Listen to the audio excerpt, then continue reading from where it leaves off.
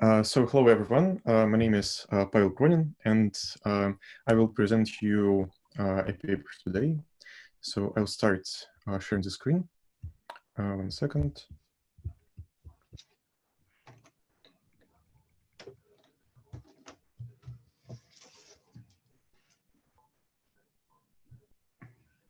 Okay, so do you see my screen? Yeah, it's okay. Yeah, okay. So today I will present you the paper that is on political power and entry barriers at public procurement in Russian regions. I'm writing this paper together with Andrei Tkachenko and Andrei Yakovlev, who are also today with us. So let's begin. So our general motivation on this work was that regional activity of subnational actors is one of the important sources of initiative and dynamism. That is one of the key features for regional economic development, and it attracted lots of studies that tried to assess the impacts of regional actors on political and economic development of regions. So, for example, Charon and Lapuente and Charon and co-authors tried to explore the effects of regional actors and the regional variation on the quality of government in European Union. There are also different resources available for regional governments, and public procurement is among the most important tools of them. For example, in Russia in 2018, public procurement accounted for nearly 20% of the GDP. But however, public procurement can be the source for both economic development and rent seeking, as Zakoni has shown. And public procurement contracts are ordered by governments, so represented by top officials, and they're executed by suppliers. And basically, governments select the suppliers and select the procedures how the suppliers are selected.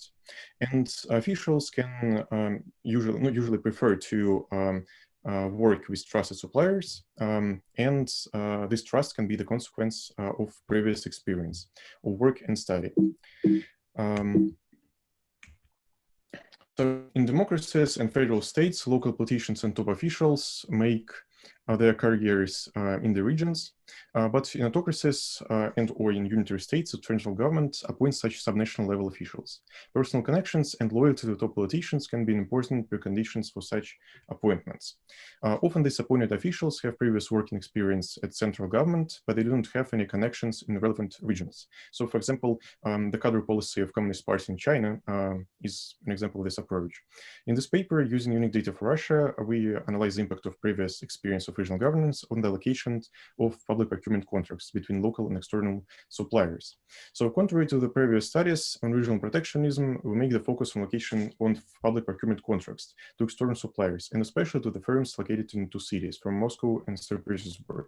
The main reason why we use Moscow and St. Petersburg is because these cities are the home for Russian political elite, and namely for Vladimir Putin and Dmitry Medvedev. Our research problem is that some regional governors allocate more contracts to Moscow and St. Petersburg than others. And our research question is how personal characteristics of regional governors can explain the variation of public procurement allocation in Russian regions. We have three main hypotheses that can explain this variation.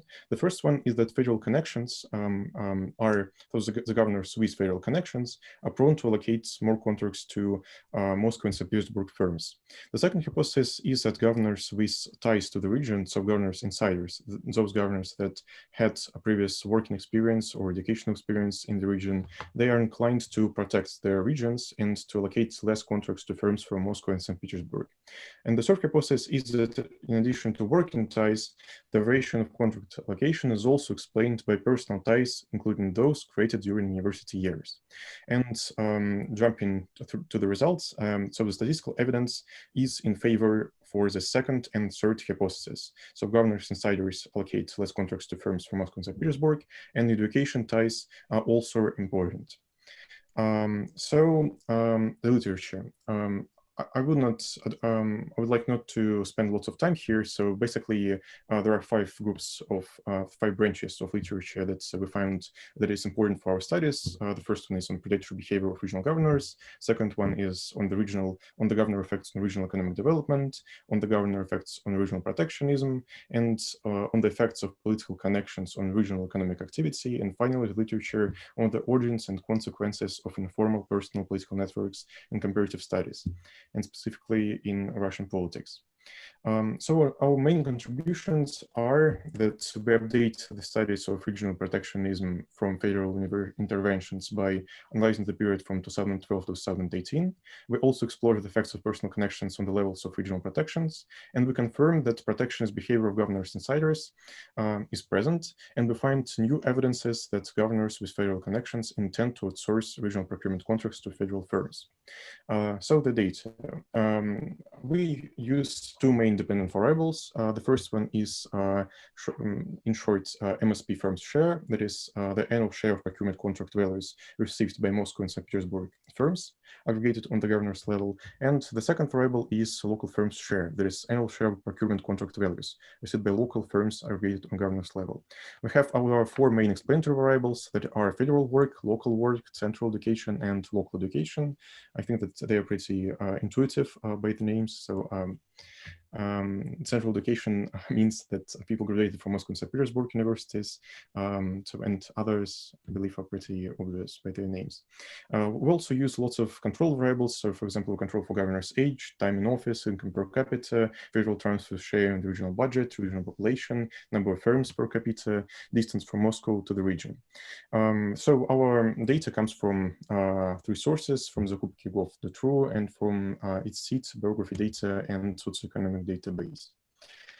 Overall characteristics of the data sets are that we analyze only contracts that are above 5 million rubles, because we suppose that the transaction costs are too high for most St. Petersburg firms, and they won't be interested in contracts lower than 5 million rubles.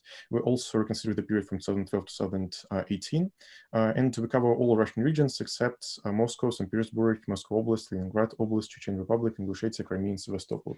And we also include only governors who stayed in office longer than 1 year. I can explain why we have these limitations if you have questions. So descriptive statistics are, I wouldn't spend lots of time here, so mainly the average share of Moscow and St. Petersburg firms in public procurement contracts in region is 17%, and the average local firms share is 67 or 68% in the region. This is how the variation looks on data. So you see on the x-axis the share of Moscow and St. Petersburg firms, the share of other regions, and of local firms in the total amount of money that was spent on public procurement in the region. So, for example, Karelia, Pskov, Novgorod, Kaluga, Tver have the highest shares of Moscow and St. Petersburg firm share in public procurement. While Tatarstan, Karacháyevo-Cherkess, Altai, North Ossetia, Alania, and Belgrade have the lowest shares.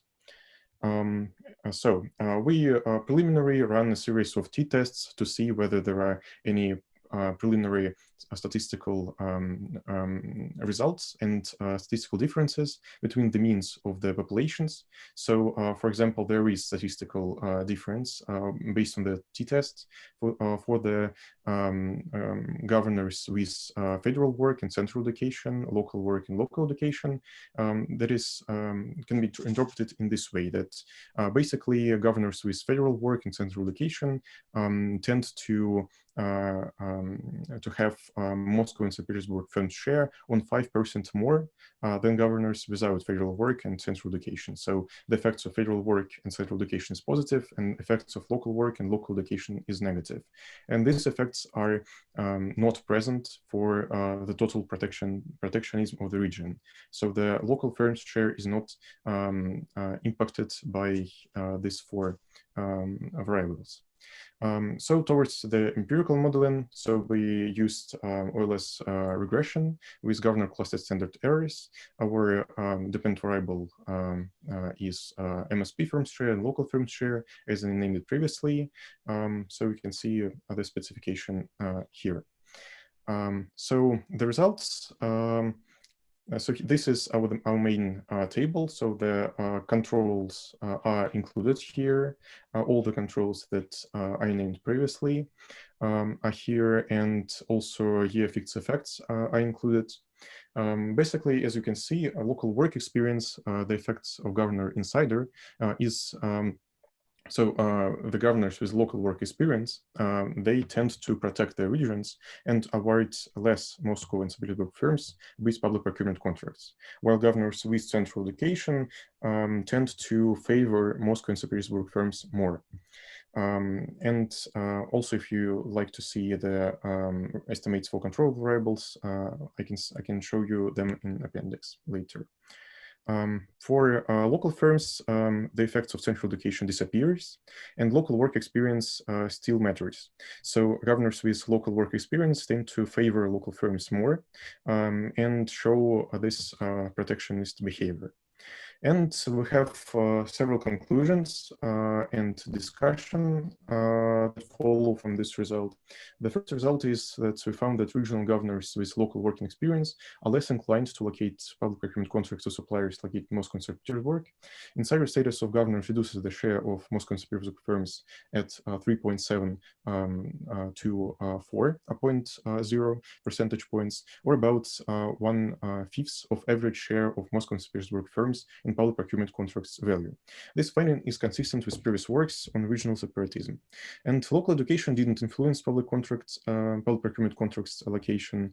Third, more interesting is that contrary to our expectations, working experience at federal authorities didn't provide significant impact on allocation of public procurement contracts. Thus, we didn't confirm political connection, political loyalty hypothesis in this case.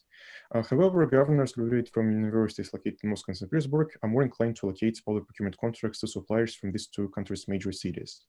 The study experience at central universities increases the share of Moscow and St. Petersburg firms at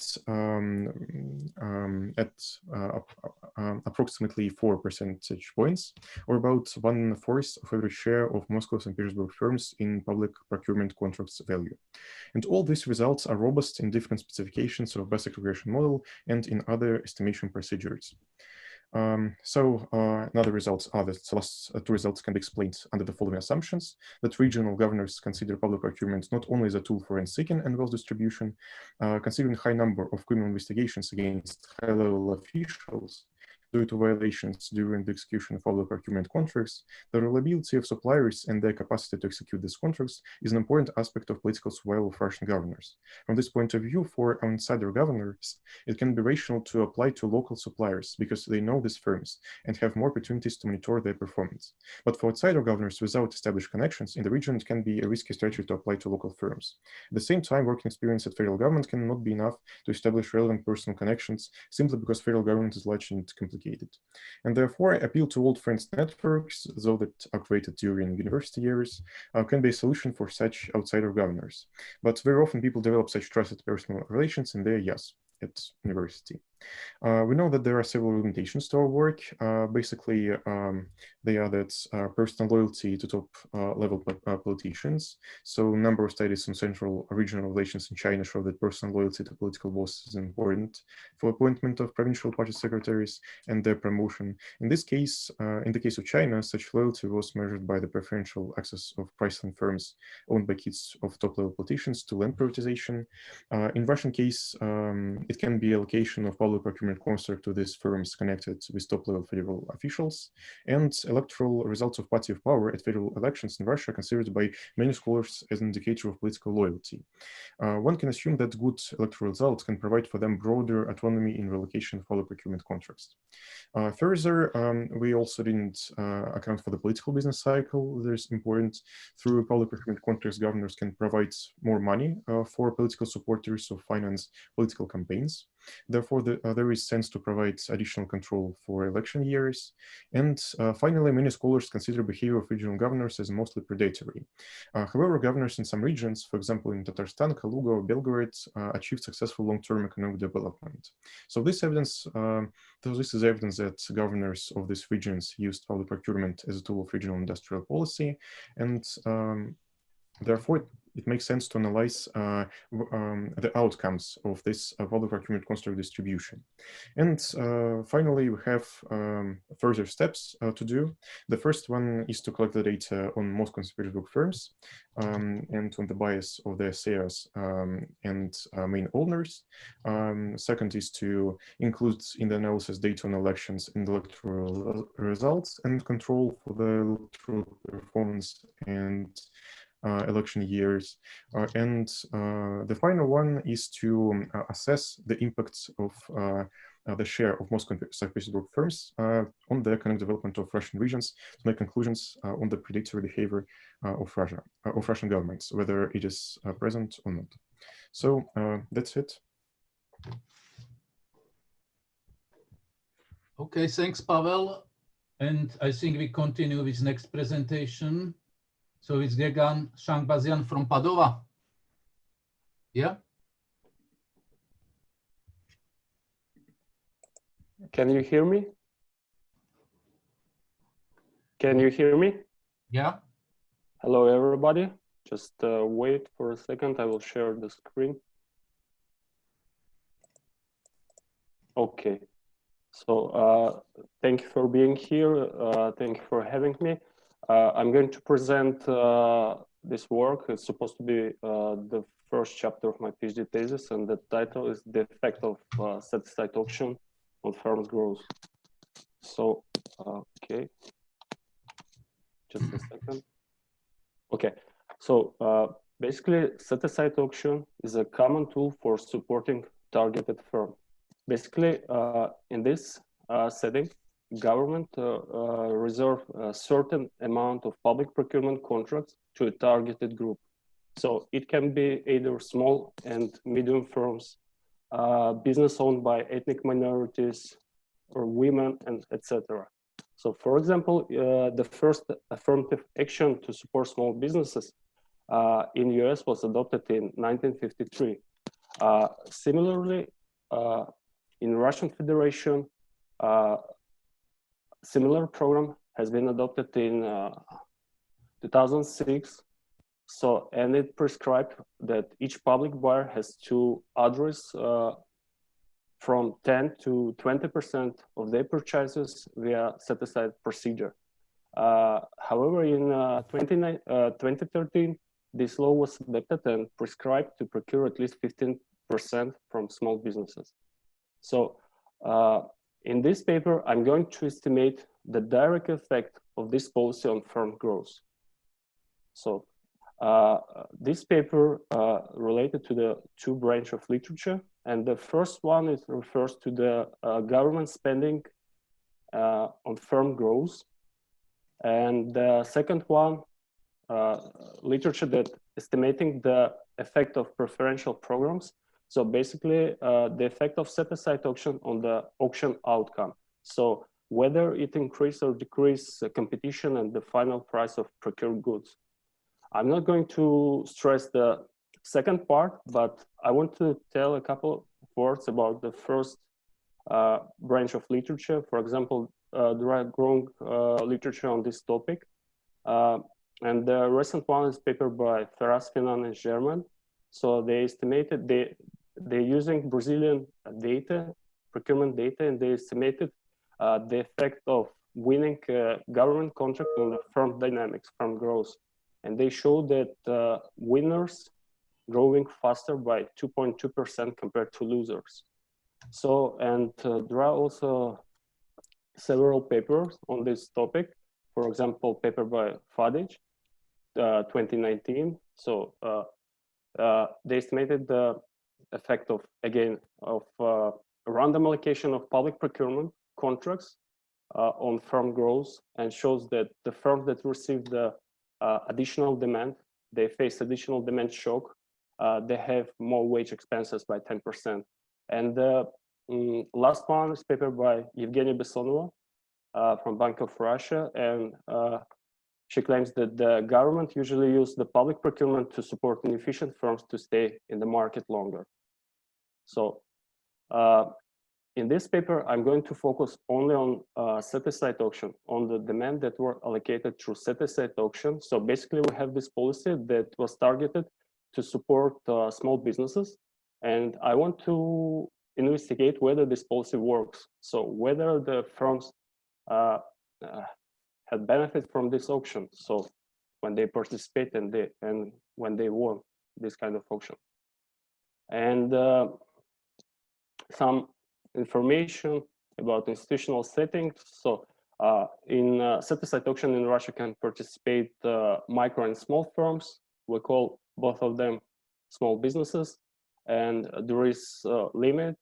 I guess you are all familiar with this information, but I will review briefly. So basically, small firms, I will call micro, small businesses. So basically, small businesses cannot have more than 100 employees. And in 2015, the revenue limit was about 400 millions, so which is around 6 million euro now, right? And in 2016, this limit was changed. Oh yeah, and one more point, that the maximum reserve price in set-aside auction shouldn't exceed 15 million rubles, which is around 240,000 US dollar. So in this research, we use data that we get from public procurement resources, that zakupki.gov.ru, and so we have around 20,000 auctions, set aside and not set aside, standard auction of granulated sugar that were purchased in Russia between 2011 and 2014.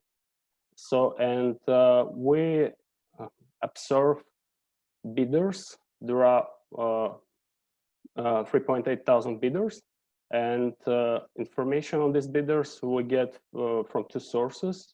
The first one is Spark Interfax Agency, and the second one, Ruslana Bureau and Dick. So basically, these two sources are quite similar. So they get information on firms' financial statement from local authorities, and so the main source was Spark, and partially I replaced missing information from Ruslana, right? Okay, and yeah, let's move.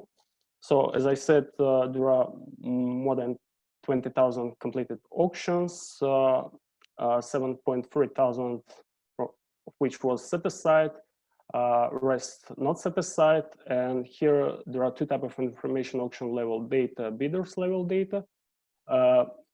Here we observe in auction level data, we observe the unique number of auction, type of auction, auction date, announcement date, awarding date, contract price, and winner's unique tax number, right? That helps us to distinguish firms between each other. And in bidders level data set, we observe, again, we observe the auction number, notification number, auction date, unique tax number of bidders.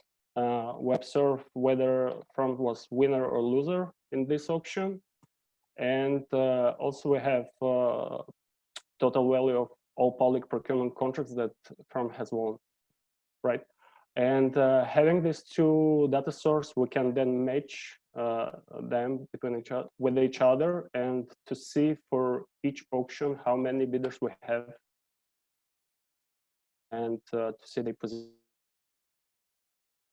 And additionally, having firm's tax number, we can collect the financial information on this firm from these two sources, as I said, and there we get information about firm's name, registration date, size, location, region, firm's revenue, number of employees. And last week we match this firm's level information on the procurement data. So, and then for each bidder we have a certain type of information on the outcome. So moreover, we can create the firm's age, and this point, this is crucial. So I was able to calculate total amount of sales in the private market. This information was missing in the paper by Ferraz. They are working, as I said, that they were working on Brazilian data. So, I can control for this variable. So basically we have firm's revenue, and we observe the total value of all public procurement contracts, and then we can somehow disentangle sales in the private market, right? And briefly, descriptive statistics. So average set-aside auction has average contract on set-aside auction is about 200,000 rubles, which is about 3,000 euro, and not set-aside 2 times higher. And some firms information. So on average, one firm won one auction, one set-aside auction in a year. Total set-aside amount was about 0.4 million rubles. Average firm has revenue about 61 million rubles. Let's say roughly it's about 1 million euro. I would say $1 million US is better. And the average age is 7 years. So to estimate firm growth, I will present this reduced firm model. So I use 2 variables to measure firm growth rate. First one is the revenue growth rate in a period T, defined as a log differences between revenue in T and revenue in T minus 1. And the second one is the revenue growth rate per employee. So defined as a log difference, and revenue per employee is the revenue over number of employees. So and set aside text to measure. First one is the total amount of sales on a sugar market using set-aside auction. And the second one for robustness check is the number of set-aside auction won by a firm in a given period, right? And there are also controls, controls. So we control for H square, sales in the private market. As I said, yeah, sales in the private market, and also there is the other sales in the public market. So we have sales from public procurement minus total set-aside amount, and also we control for past performance revenue in T minus 1. And there are also firm fixed effect, region fixed effect, and time fixed effect. So I will show you OLS. So this includes firm fixed effect, year fixed effect, region fixed effect. So, and you can see that, for example, 1% increase in set-aside amount increases revenue growth rate by 0.14%. And well, and one additional auction account for 3% increase in revenue growth rate. But I show you OLS, right? And yeah, and there is the estimation for revenue growth rate per employee, and 1% increase in set-aside amount increases revenue growth rate per employee by 0.09%, and which is around 3,000 rubles, right?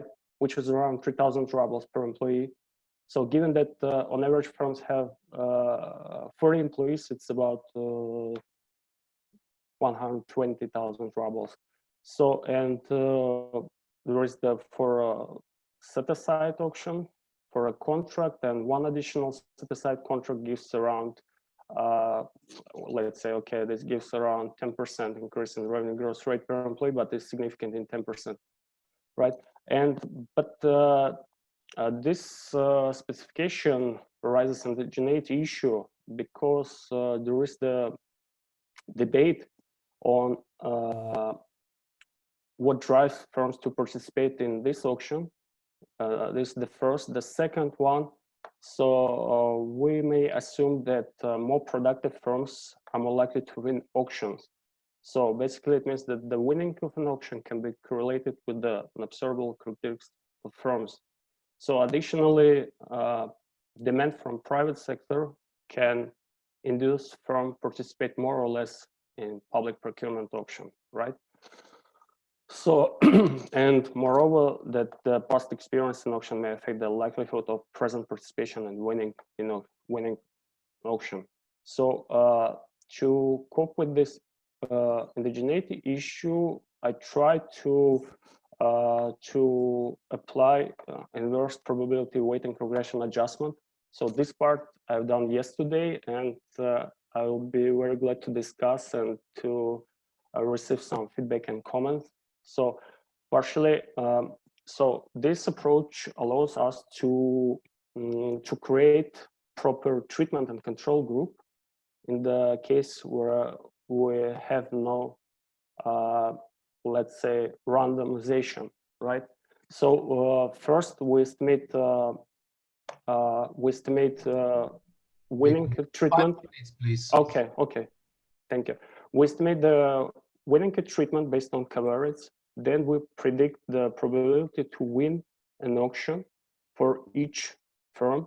So then we assign the inverse probability of treatment to treated units and the inverse probability of not being treated, in our case, if not being winner in the auction, for control units. And then we estimate the outcome model using these new weights. And this approach is, one of the feature of this approach is a double robustness, which means that, for example, if one of the two equations is misspecified, so the estimator is still consistent.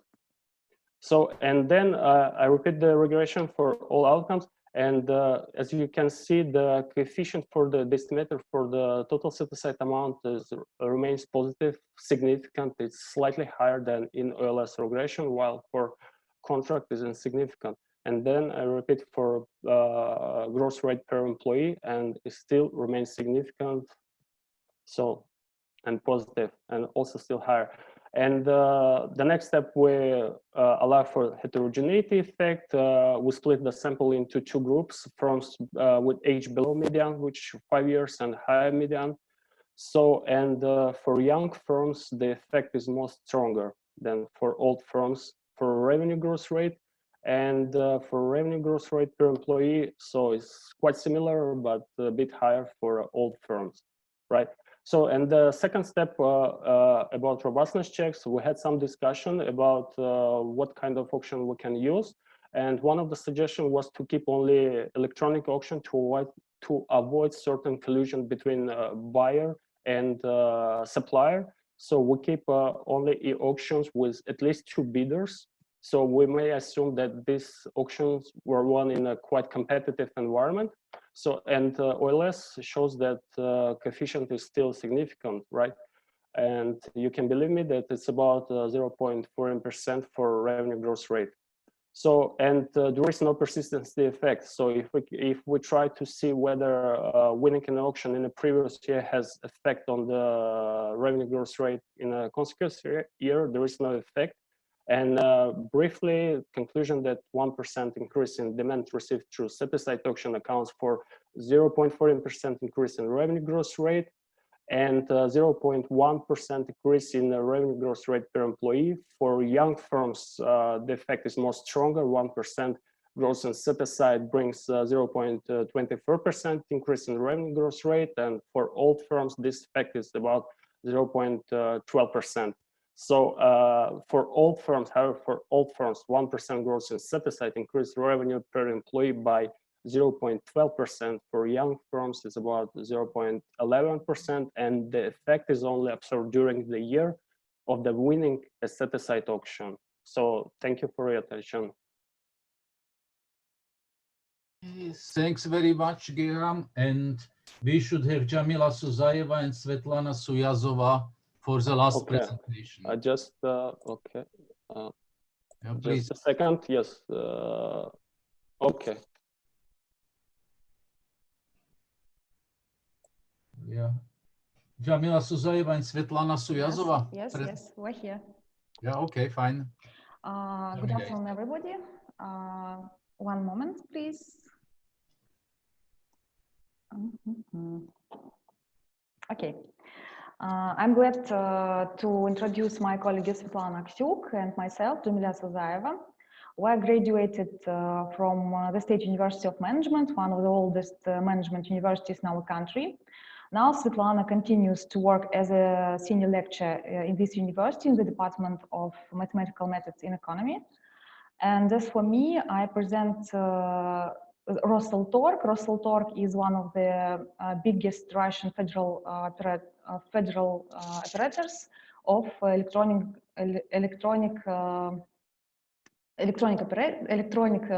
marketplace, which obliged by the government of Russian Federation to provide purchase for federal, municipal, and corporate companies. Something about us you can see on the next slide about our companies. Now I would like to turn to the theme of our report, our speech. We're going to develop the problem discussed by previous speaker, and of course we're going to speak about the problems of limitation during the purchasing process from small and medium-sized companies in Russia. As you see, there are 3 federal laws which are regulating the supporting process for small and medium-sized companies in our country. The main document is 209 federal law. It contains the list of measures of supporting small, medium-sized business. Of course, this list of measures is similar to the measures in other countries.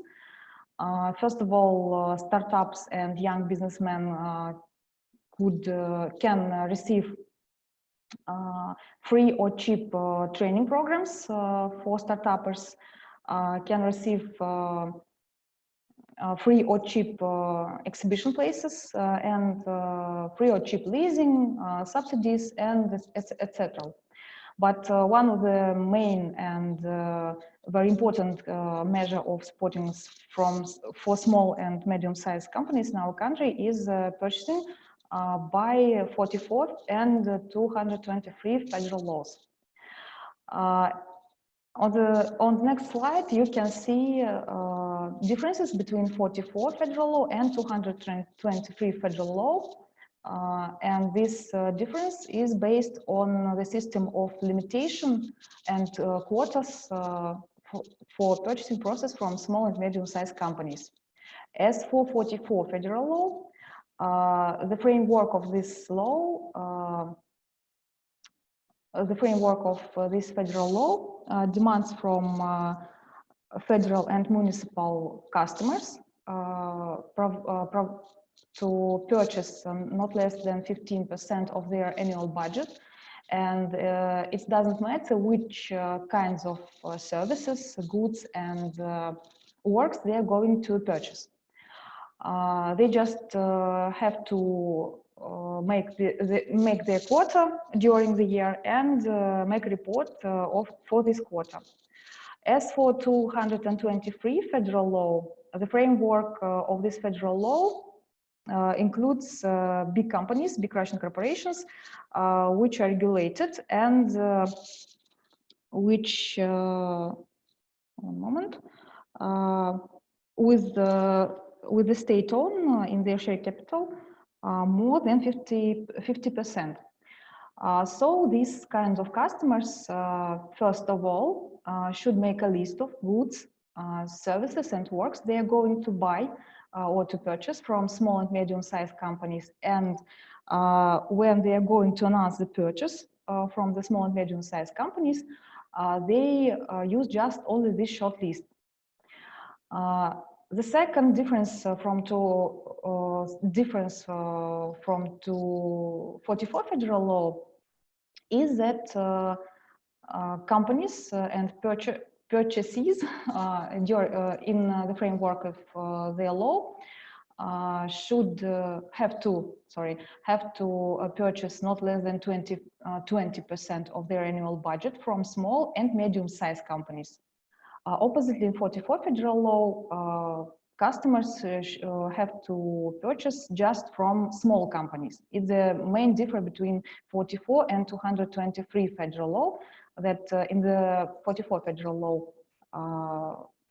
limitation is 44 federal law limitation is by small companies, and the 223 federal law limitation is by small and medium-sized companies. So many customers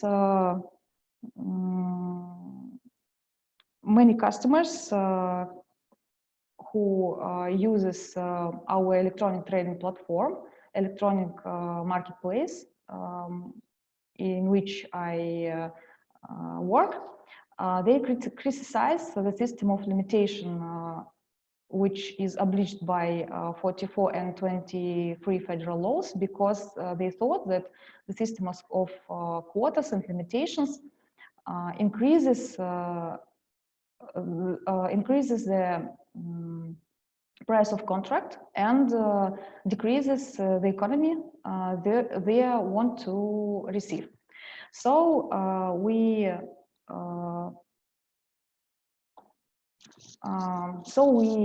find out one of the interesting article about this problem, published in 2007 by Just Marion, that 5% subsidy received by small and medium-sized companies at auctions for road construction projects increases the cost of procurement by 3.8%. And we received to test this hypothesis at electronic auctions in 44 federal law, especially because 223 federal law is more democratical than 44 federal law, and it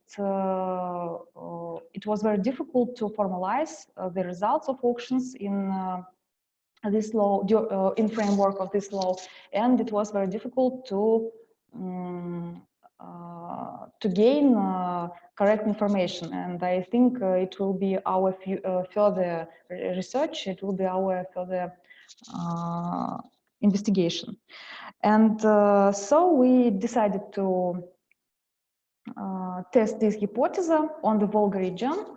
So I would like to switch off Svetlana, and then further she will describe our methods and our research in this region, the researching process of electronic auctions in Volga region. Please, Svetlana, you're welcome. Thank you. Just one moment. Could you please switch the screen on me? One moment.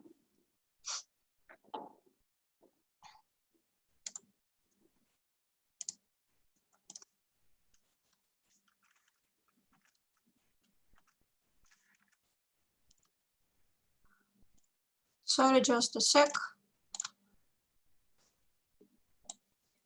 Do you see me? Yeah. Oh, okay, dear colleagues, let me continue with the overview of data collection and analysis. We are here. The choice of Volga Federal District was due to the presence of both economic leaders and depressed regions. Oh, sorry, you don't see the slides, do you?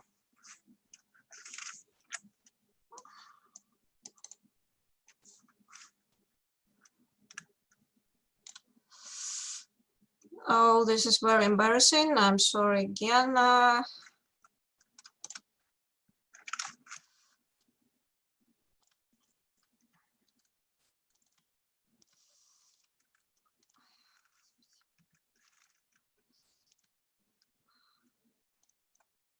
Oh, just a moment.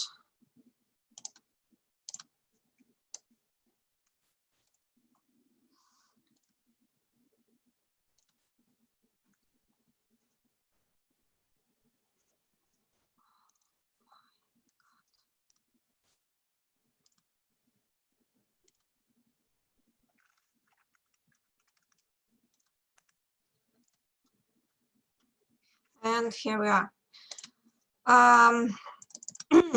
The choice of the Volga Federal District was due to the presence of both economic leaders and depressed regions. It's widely known that regional statistics tends to be highly skewed due to the regions such as Moscow City, Moscow region, and St. Petersburg. So we've chosen the Volga Federal District in order to exclude such anomalies. Still, you can see from the map that this is the second district in Russian Federation by gross regional product. In order to test the hypothesis that restrictions on suppliers increases the cost of procurement, we had collected data from a public server, which provides structured information on all public procurements regulated by the Federal Law 44. We used two samples. First contained 7 regions, and the second sample included all 14 regions of the district. We had loaded data for all electronic auctions in Volga Federal District at 2019. After the selection of regions, only successful auctions were filtered. Thus, we had excluded ones with no applications, auctions with 1 participant, and cancelled procedures. We had not focused on specific product market, but we grouped lots by 2-digit OKPD codes. This classification is harmonized with the statistical classification of the European Community. Also, we had excluded purchases that combine lots with several product codes, purchases with other restrictions, and cases when winner's offer exceeded the initial maximum purchase price. The graph on the left side of the slide shows the shares of regions by the total initial costs of lots. The darker the square, the greater the proportion of the region. The column on the left is all procurements. The column on the right is only procurements with restrictions on small enterprises. The clear leader here is the Republic of Tatarstan. But if we look at the indicator of savings from purchases, the regions become more uniform. The graph on the left side here shows the shares of regions by the total economy on procurements. And on a regional scale, the savings from purchases without restrictions are not much different from ones from small enterprises. We calculate the economy as the ratio of the auction price reduction to the initial maximum purchase price. And we used 2 models to estimate the difference between level of economy in 2 groups, all suppliers versus small enterprises only. The first model compares unconditional averages by OKPD product code. We used t-test to check whether difference in means is significant. Second model considers additional factors to explain difference in means. These factors are whether procurement is from small enterprises only, what is duration of auction and of all procedure, how much applications were accepted, and how much price offers were made. We used regression analysis here. The table shows the first model results by groups of goods where the economy in procurement from small enterprises is lower. These product groups are stable. In other words, difference in means is significant in both samples. These groups are educational services, paper and paper products, food products, motor vehicles, computer equipment, and other finished products. In total, we have found 14 product groups with significant drop in savings on procurement from small enterprises. This drop ranges from 1 to 26%. And there are 17 product groups with the opposite situation where purchasing from small enterprises results at growth in mean savings. Our next step is to try to explain this difference by some additional factors. First, we've looked into data not divided by product codes, and here is an example of 2 regression models. These models do not have accuracy sufficient to predict the percent of economy, but still there are significant coefficients we can interpret. First regression shows that coefficients at the dimer variable for restriction on suppliers is less than 0. This means that about 4% of savings when procuring from small enterprises. But second regression shows that if you look at the interaction of dummy with competition-specific variable, number of applications accepted, the difference is about 1% only. Well, maybe this model is too generalized and we have to consider product groups. This table shows the same stable product groups again with drop in economy when procuring from small enterprises. We can interpret one of the coefficients of the model as a change in the percentage of savings per one application accepted. The table shows the extent to which this coefficient varies with the probability of 95%. Almost all intervals intersect. Thus, we can confirm that the difference in average savings on purchases from small enterprises and on purchases without restrictions exceeds 1% in these product groups. Still, according to the model, an increase in the number of accepted applications and of price offers means increase in the percentage of economy.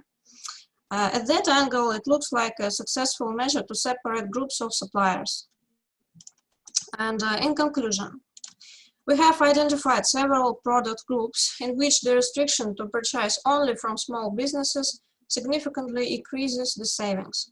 These groups are postal and courier services, motion picture, video, and television production.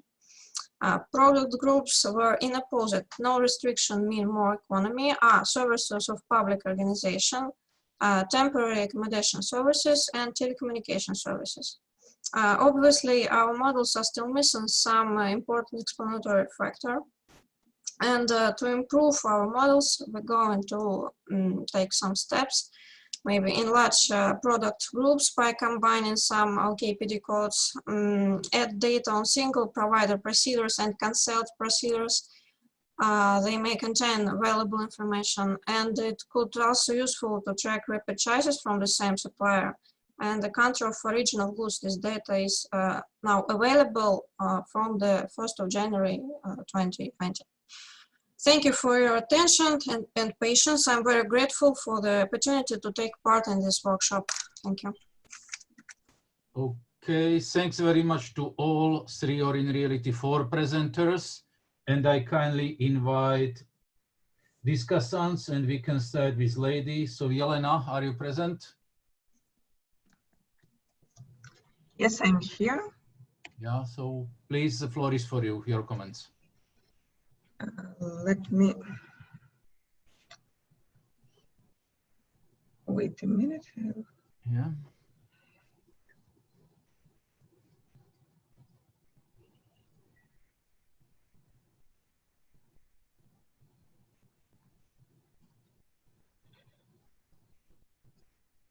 So I hope you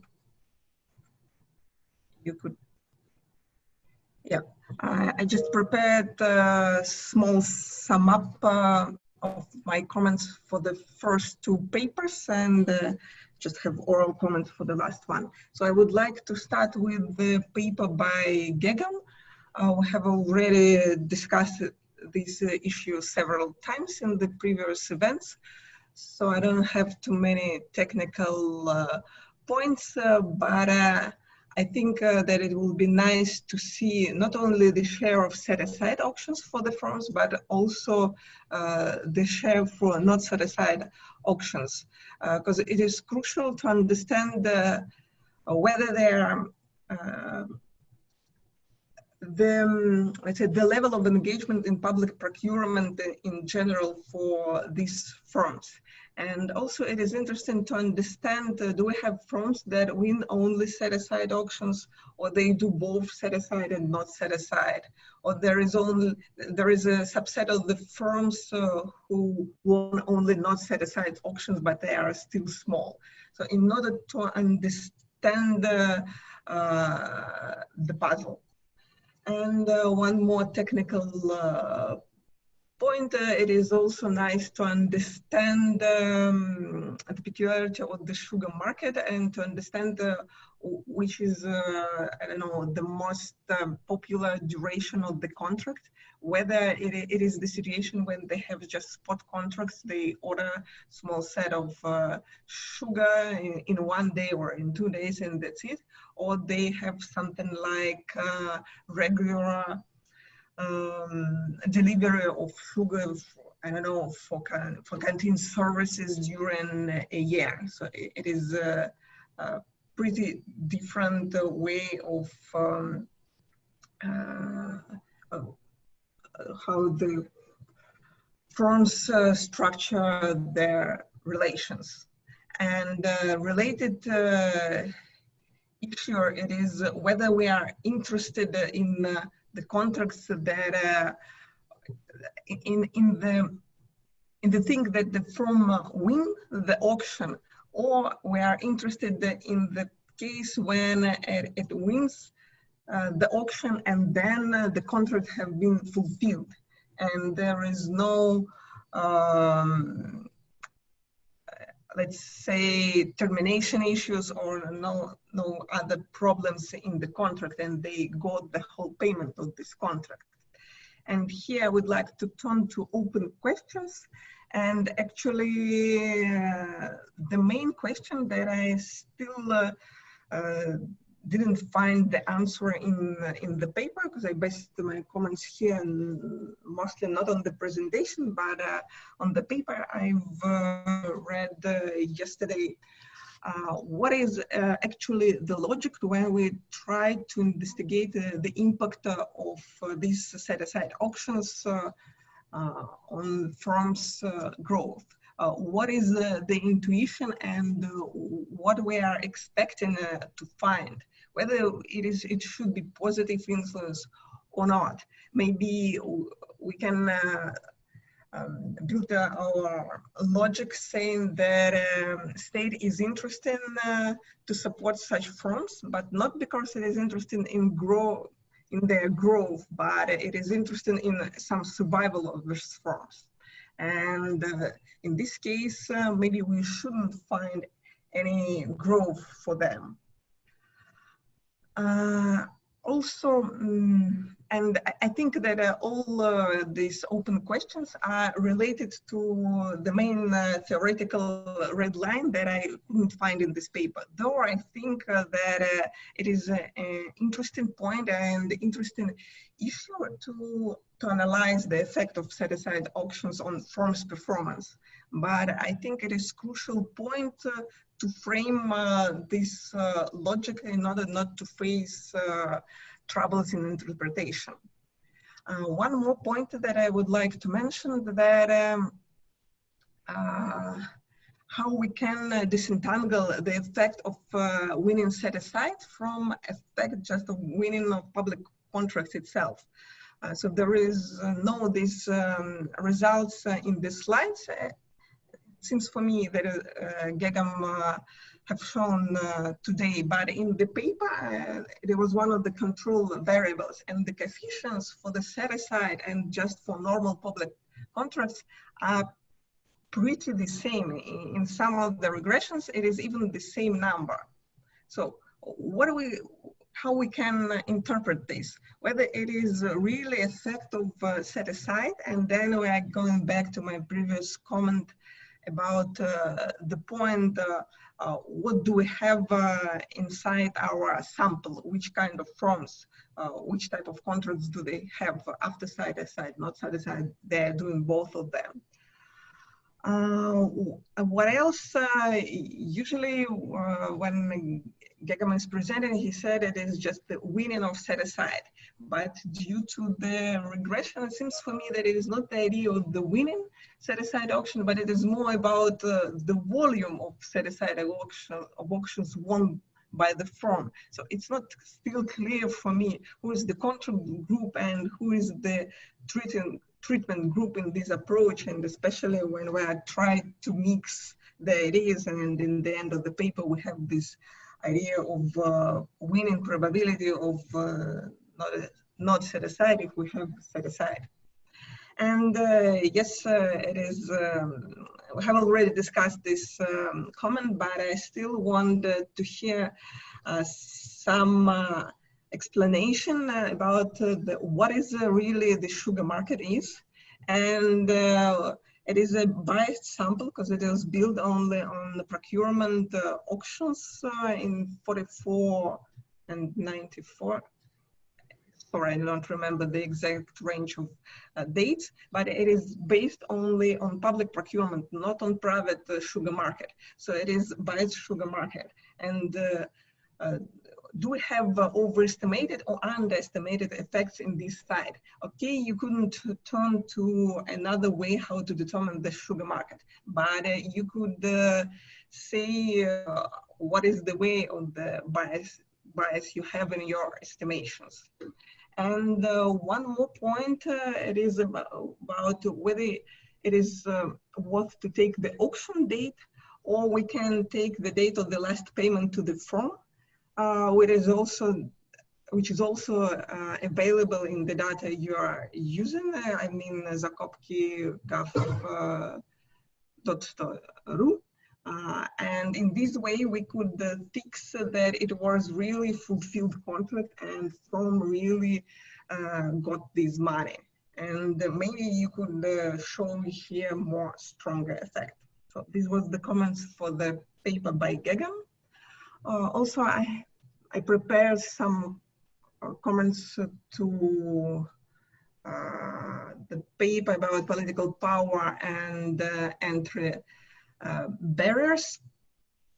Here it is a new topic for me, and I think that idea is pretty interesting about the share of contracts that are allocated to Moscow and St. Petersburg firms, but we never discussed this. So I have some technical issues that maybe there first could comment, because the first one, it is the determination of the region, how they connect, whether the contract is established by certain regions, because I know that there is cases when the procure from one region, but the contract, for example, in the platform were placed in another region, and how this could be treated. Another point that authors didn't mention at all is that mostly in each, let's say, sector, we can have multi-regional companies that have the main body in Moscow and subdivisions in different regions. And it depends on the company whether this subdivision establish the identity number of the Moscow company or the identity number of sub-regional companies. And it is could be quite widespread situations in certain markets. So, and in this particular question, it is a crucial point. So how we can determine the company that it is really from Moscow and that it is really local one. And it would be nice to see more descriptive statistics about these issues. Also, one more point that I know from Dexin, that there are some mistakes in even identity and numbers that are present in the system. So to try to fix them or you treat it like it is. Try to rely on this data and supposing that it should be less than 5% and like a normal error. One more point that I didn't get, whether you included only regional contracts or you also included municipal contracts here. Whether you have appointed and elected governors in this sample, or here we are speaking about only appointed ones. And I call them an open question, so it's just more general remarks. First of all, I didn't see how you catching the difference in the structure of the regional economies, and it seems for me that it could be useful to deal. Elena, please speed up a little bit because we are running out of time. Okay, it's the last slide. So the other point is by sample, I do not understand why you need to use this assumption with 5 million rubles, though you have the data and you could calculate particular share. It is a little bit strange. The other point is that the markets are mixed. and the share of the firms could depend on the specific of the sector we're going to treat. And keeping in mind that the regions have different structure of the sectors inside them, so this could be also biased. Again, you can skip the last comment. And just a few comments about the last paper. I think it is a nice idea to replicate the results of Marian about the impact, but I really have a lot of doubts about the economy, the indicator that you are trying to use, because it is not about the costs. It is just about the procedure, because the cost could depend highly on how the reserve price is set. You can set really low reserve price. You can have only one bidder and low cost, and you can have high reserve price, a lot of bidders, some economy during the auction, but the general cost of the traded good will be higher. So I can stop here. Okay, thank you very much. And we have also Pavel Andrianov. Pavel? Yes, hello again. So I have little to add over Yelena's exhaustive comments. In fact, we have split the comments, split the papers among ourselves. I just want to add to the last paper that it is a very interesting question how these subsidies affect the equilibrium outcome. So after you have obtained these results that say OPPD codes 23, 57, and 13 have the cost increased while the other have it decreased, a natural question for me is that what is this feature that separates these two groups of industries? What is the explanation behind the positive and the negative effect of the subsidies? The most natural candidate for the answer to me is would be the structure of the market, because from the auction theory we know quite well that when there are big and small participants in the auction, then giving the small ones an advantage, you're helping to add pressure on the strong players. Therefore, giving subsidies to smaller firms allows to increase competition inside the auction. So if you were to look for a common feature among the markets that have this positive impact on the savings for the government, then I would try to look at the concentration. So I would try to look whether there are big and small firms in the market or not. So that's my main comment for this paper. And let me see if there was something else. Oh, also, another reason how these subsidies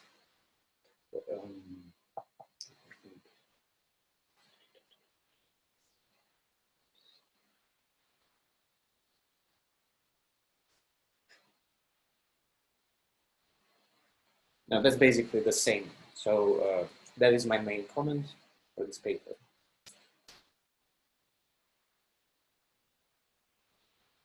Thank you very much, Pavel. And I invite authors of all three papers, if they want to respond. For sure, we cannot respond to everything, but if they want to respond or react, please, and we can start with Pavel or anybody from his team. Pavel Pronin, please. Yeah, okay. Thank you very much for your questions, Yelena. And so I'm ready to give you answers. So the first question was about the determination of origin based on the contract data. And basically for every contract, we have the ENN and KPP, the identifiers of firms, and we identified regions based on ENN and KPP. The question about multi-regional companies, yeah, it surely depends on the coding, because we can treat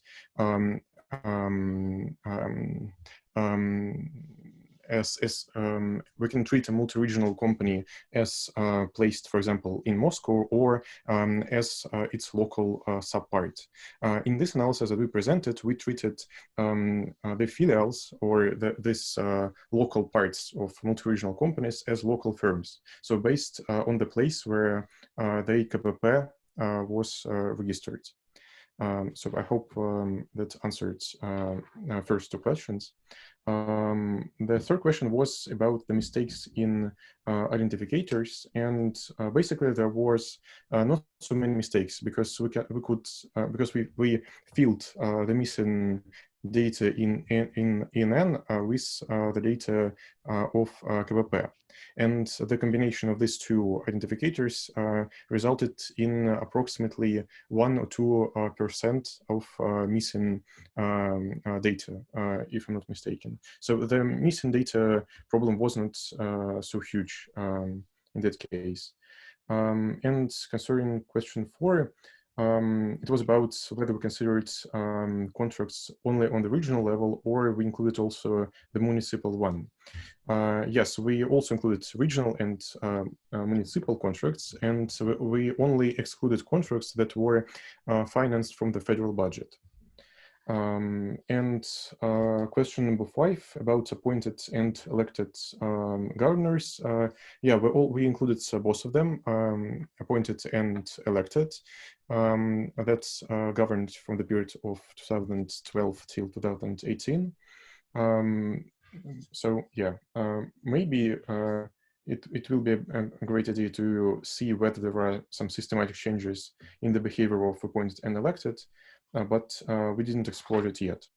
And concerning your questions, thank you for them. I think that they are really interesting, especially the one about controlling for different structure of sectors of regions. Yes, and about differences in structure of regional economies. So thank you very much for questions. Yes. Maybe I will answer on 2 more questions from Yelena concerning bias sample. Actually, our idea was quite simple, because not even 5 million contract for firms operating in Moscow and St. Petersburg is not very interesting. According to my own experience with different kind of suppliers and so on and so on, for the entry of regional market, it's necessary to make quite significant efforts in terms of preliminary contacts with officials, checking local environment, creating some kind of informal contacts, and so on and so on. And we talked about transaction costs not only for one concrete contract, but for all this deal. And of course, it's possible maybe to check thresholds, but our assumption is what for Moscow and St. Petersburg based firms, any contract below 5 million rubles will be simply not interesting for real efforts to enter a relevant region. It is about bias, but actually we can provide some kind of additional robustness check using all contracts. It's possible in the future. And concerning your point about structural differences and specific markets, yes, it's a good idea. We will provide some additional checks at next steps. And concerning last point about firms from other regions, you could see at our diagram that actually the share of such contracts is not very high, but yes, there are some regions with a quite high share of suppliers from other regions, not from Moscow and St. Petersburg. And it can be also a topic for future research, yeah. And maybe the last point about appointed and elected governors. Yes, from formal point of view, after 2012, we introduced again elections, but in real terms, it's artificial story. And in my opinion, from a real point of view, there is no real difference between elected and appointed governors. But again, we can include in the future a relevant variable. It's not a big problem. Thank you very much again. Okay, thanks for responding, and the floor to Gegam. I just want to say thank you to Yelena for her useful comments. So, and I remember that we discussed before about payment date. So it's fair enough. So I do agree. So I think I will implement this one for additional robustness check. And I would like to ask you to share your slides because, yeah, I need to think. And as you know, it's ongoing research and so many things to do. So, yeah, thank you a lot. Okay, thanks, Gegam. And we have Jamila and Svetlana. May I say a word? Thank you for your comments. I agree with them. And considering the economy issue, this indicator is not our invention. In practice, it's used widely, but now I see that we were too bit into the data and we should consider markets separately. Also looking into specific of price making. And I'm agree that we shouldn't enlarge the groups of product codes, but maybe should use this method only in some real sector production. It's about education sector comment. And difference in prices, we looked at them, and there is no systematic things in difference in means according to difference in prices. You can see at one slide that price for small enterprises, for procurement from small enterprises is often higher than the price for procurements without restrictions.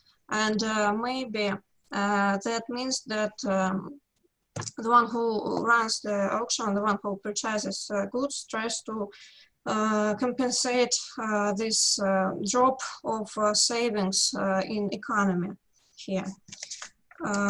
So thank you for your comments. Thank you.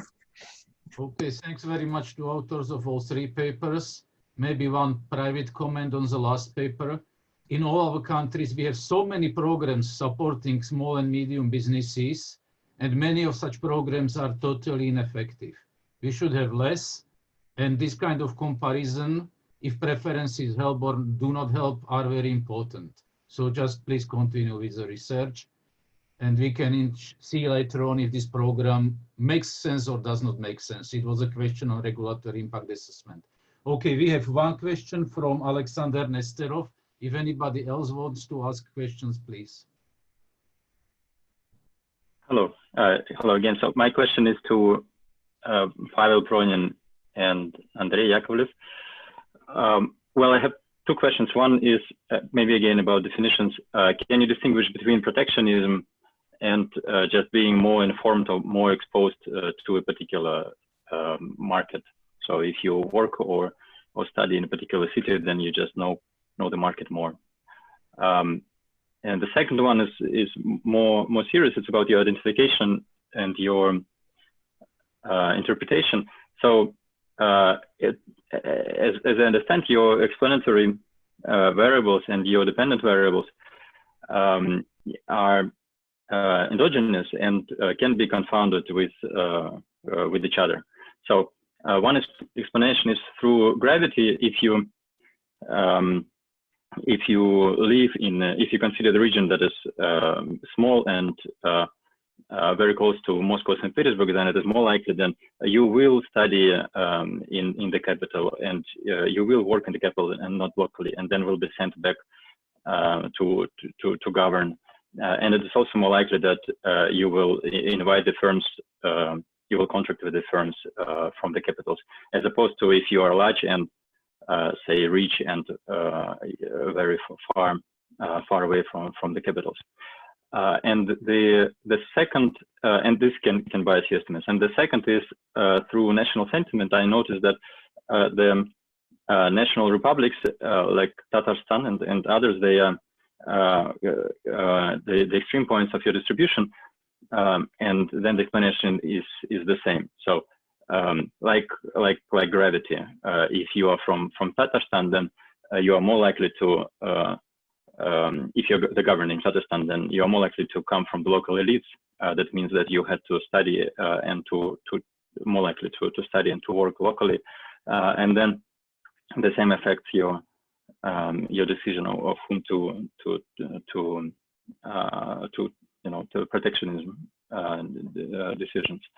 So maybe some of this was in your controls. I missed the precise list, but so this is the question: Are you aware of this or not? Mm-hmm. Oh, maybe it can be more easy to answer for me.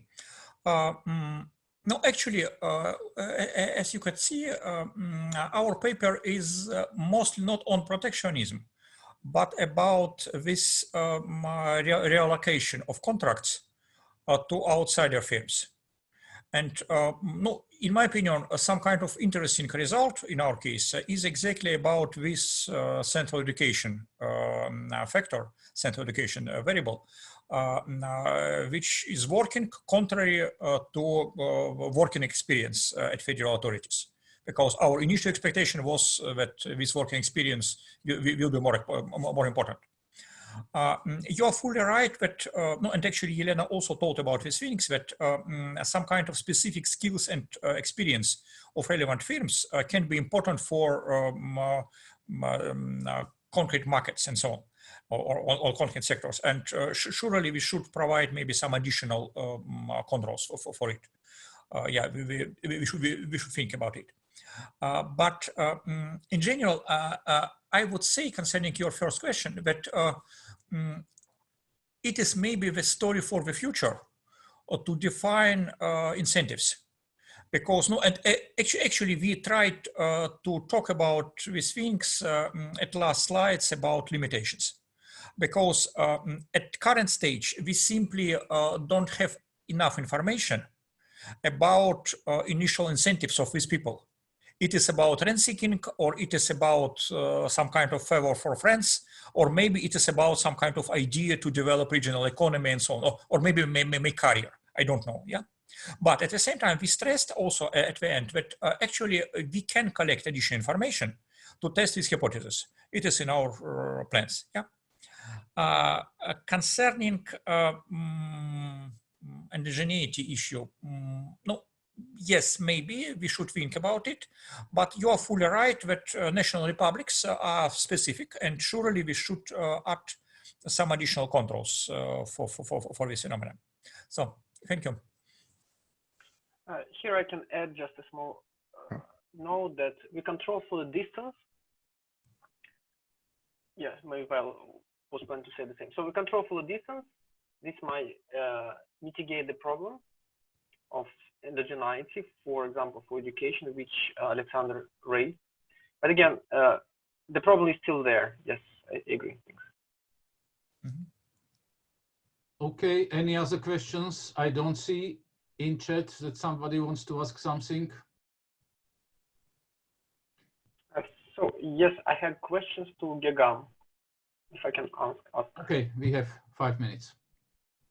Okay, yes, thanks. So what I observed in your regressions, this is a technical question. So you have different number of observations in different regressions. So it was not clear why it happened. And maybe you should care about this, because in one regression you have thousands of observations, around 1,200, and in other regressions you have just 200 observations. This is the first question. The second question is more conceptual. So I didn't get whether you are really interested in set aside or in, so no, you are interested in set aside, but what you identify is the effect of the set aside itself or the effect of getting contracts. So maybe it's not the set aside itself which improve the growth rate or increase the growth rate, but just that firm gets contracts from set aside or from not set aside.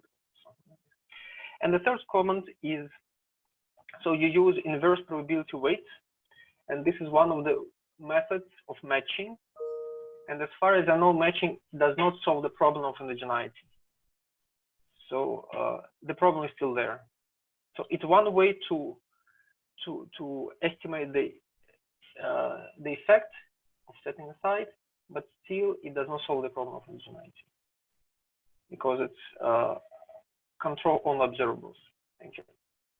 Okay, Gegam, do you want to respond? I can if we have time. Please. Yes, difference in regressions in the number of observation in regression because of, for example, I think you mean about first regressions less, and the second, when I apply inverse probability weighting, I use covariates in the pre-treatment period, so there are a lot of missing observations. So I didn't get about second point, but yes, I think. You mean the about of winning, or can you repeat again, please, the second point? The main idea is, are you sure that you identify the effect of setting aside, but not the effect of getting contracts? So the firm might get the contracts from not set aside, and still we can see the growth rates of the revenue. So because your story is about setting aside, but what do you identify? Is exactly the setting aside, or they just firm get contracts either from set aside, from not set aside, and the growth and the revenue is growing? Okay. So I mean, basically, I control for additional contracts, but I'm not sure if so it will satisfy your question. And about third, well, yes, I agree, but at this point, it seems that inverse probability weighting, one of the features that I can use to reduce biasness in estimation. So, well, because I have no instruments, proper instruments to deal with indigeneity. Okay. So this is the one of the tool that I can apply. Okay. Okay, thank you. And I feel that we can finish the session now. So I give the floor to Julia or to Michal. Thanks very much to everybody. Thank you.